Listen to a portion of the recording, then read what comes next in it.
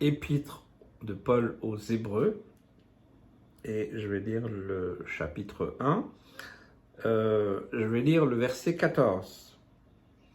Il s'agit pour Paul d'expliquer que Jésus, eh bien, qui est le Fils de Dieu, eh bien, est supérieur aux anges. On a besoin aussi de savoir cela aussi, nous. Je lis. Ne sont-ils pas tous, il est question des anges, des esprits au service de Dieu, envoyés pour exercer un ministère en faveur de ceux qui doivent hériter du salut? Alors, Jésus n'est pas un ange. Et les anges, c'est pas Jésus. Donc, faisons attention dans l'équilibre. On ne prie jamais les anges, on ne loue pas les anges. Les anges sont envoyés par Dieu, Jésus, voilà. Et c'est important que, oui, on peut demander la protection, que Dieu nous protège par ses anges. Oui, je le fais aussi chaque jour. Je dis, Seigneur, garde-moi, garde ma famille, oui, par ton esprit, par ta parole, mais aussi par des anges. Oui, on peut, mais on ne s'adresse jamais directement aux anges. Donc les anges, la Bible nous dit, on le lira plus tard, que nous-mêmes nous jugerons les anges. Bon, et me dire, ça va être compliqué aujourd'hui de dire on ne peut pas juger les anges parce qu'on ne sait pas réellement toute leur mission. Mais moi j'ai plein d'expériences et de témoignages qui prouvent l'action aussi des anges. Alors peut-être certains vont douter, vont dire oui, c'est un peu mystique, tout ça. Peu importe, hein, les anges existent, c'est un fait biblique, ok. Ce sont des esprits au service de Dieu, envoyés pour exercer un ministère en faveur de ceux qui doivent hériter le salut. Donc c'est un but de nous protéger, de nous garder.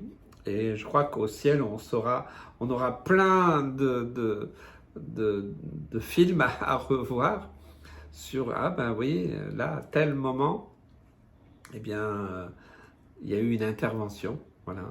Moi, je me souviens, dans la famille, on a donc un couple qui sert le Seigneur, et ils avaient une fille, plusieurs filles, mais une de leurs filles, un jour, est tombée seule d'escalier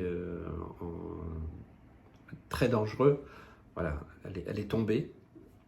Et en fait, quand les parents se sont rendus compte qu'elle n'était plus là, elle était jeune, hein, ils ont couru et ils ont vu leur fille tout en bas des escaliers.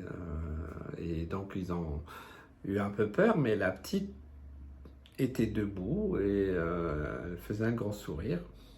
Et ils lui ont demandé qu'est-ce qui s'est passé. Oui, je suis tombée, mais quelqu'un m'a pris dans ses bras et m'a déposé en bas.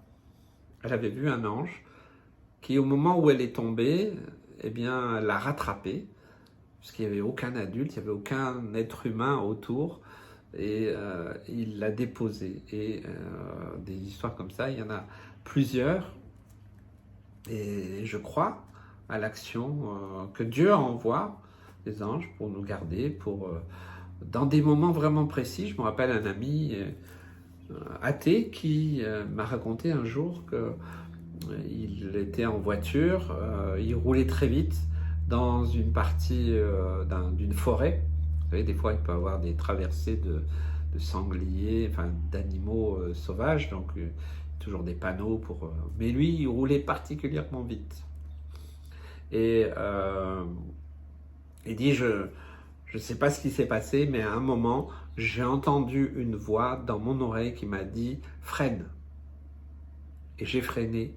Et au moment où il a freiné, un énorme sanglier a traversé la route.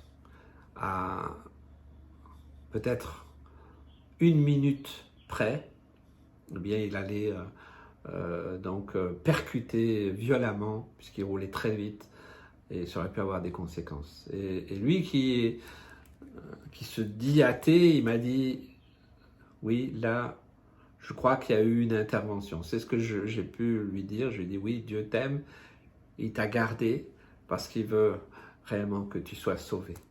J'ai pu lui témoigner de l'amour de Jésus-Christ. C'est aussi un moyen que Dieu utilise.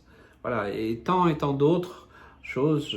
Moi-même, un jour, alors que je traversais la France pour faire des études, j'avais 15 heures de train entre les deux lieux.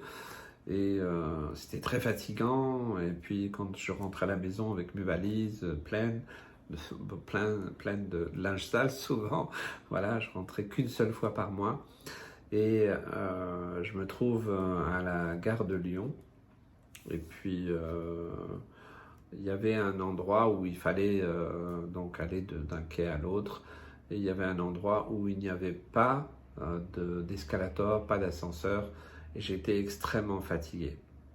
Alors, devant ces escaliers, j'ai fermé les yeux, j'ai prié, j'ai dit, Seigneur, vraiment, je te demande ton aide. Seigneur, aide-moi, s'il te plaît, parce que j'ai plus la force. Et quand j'ai ouvert les yeux, il y avait un homme qui avait pris ma valise, sans me demander quoi que ce soit. Il avait pris ma valise, il était en train de monter, je ne voyais que son dos, une apparence d'un très bel homme en costume. Et moi, j'ai commencé à monter tranquillement. Voilà. Et une fois que je suis arrivé là-haut, la valise était là, mais il n'y avait plus personne. C'est mon sentiment, maintenant vous pourrez dire ce que vous voulez. J'ai pour moi la ferme assurance ou conviction plutôt, que Dieu a envoyé un ange pour... voilà, à cet endroit-là, j'ai prié, j'ai pas prié les anges, j'ai pas demandé spécialement, j'ai seulement épanché mon cœur, j'étais vraiment épuisé.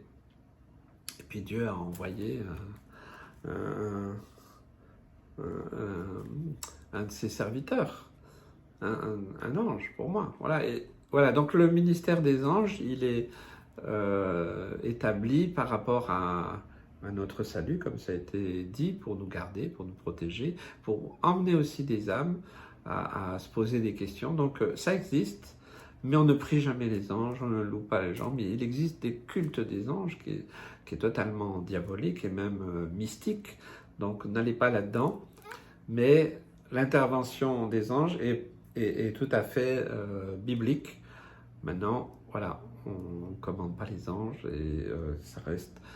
nous devons continuer à prier Jésus et à demander à Dieu, voilà, de nous aider, mais après, peu importe comment il agit, avec ou sans ange.